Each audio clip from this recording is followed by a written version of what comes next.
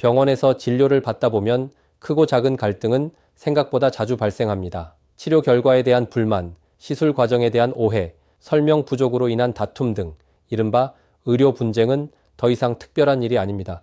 많은 분들이 의료 분쟁을 단순한 민사 분쟁, 즉 손해배상 문제 정도로 생각합니다. 그러나 상황에 따라서는 민사 문제가 아니라 형사 문제, 그 중에서도 의료법 위반으로 이어질 수 있다는 점을 간과해서는 안 됩니다. 오늘은 일상에서 비교적 흔히 발생할 수 있지만 형사처벌까지 이어질 수 있는 대표적인 의료법 위반 사례 5가지를 정리해 드리겠습니다. 첫째, 무면허 의료행위입니다. 의료법은 의료인이 아니면 의료행위를 할 수 없다고 규정하고 있습니다. 간호조무사나 상담실장이 레이저 시술이나 주사 시술을 직접 시행하는 경우가 대표적입니다. 이를 위반하면 5년 이하의 징역 또는 5천만 원 이하의 벌금에 처해질 수 있습니다. 의사가 현장에 있었다는 사정만으로 책임이 면제되지는 않습니다. 둘째, 의료인의 명의 대여입니다. 의료인이 자신의 면허를 빌려 비의료인이 병원을 실질적으로 운영하는 경우입니다. 이 역시 5년 이하의 징역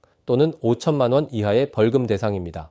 여기에 건강보험 부당 청구가 결합되면 거액 환수와 추가 형사 책임까지 동시에 문제됩니다. 셋째, 의료 광고 위반입니다. 치료 효과를 보장하거나 과장된 표현을 사용하는 광고는 의료법 위반이 될 수 있습니다. 위반 시 1년 이하의 징역 또는 1천만 원 이하의 벌금이 규정되어 있습니다.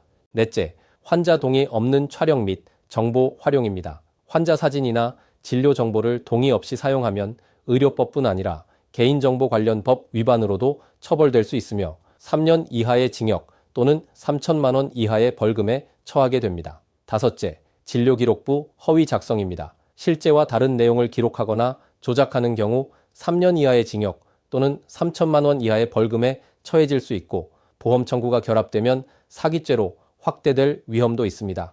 위에 살펴본 바와 같이 의료법 위반은 일단 혐의에 연루된다면 과태료 수준의 처벌을 받는 문제가 아닙니다. 무거운 형사처벌과 함께 면허정지나 취소 같은 행정처분이 병행될 수 있어 의료인에게는 치명적일 수 있음을 명심해야 합니다. 의료 분쟁이 형사 문제로 비화했다면 감정적으로 대응하기보다 사건 구조를 정확히 분석하는 것이 우선입니다. 초기 진술과 자료 정리가 결과를 좌우합니다. 의료 사건은 일반 형사 사건과 다른 특수성이 있기 때문에 경험 많은 의료 전문 변호사의 조력을 받는 것이 무엇보다 중요합니다. 감사합니다.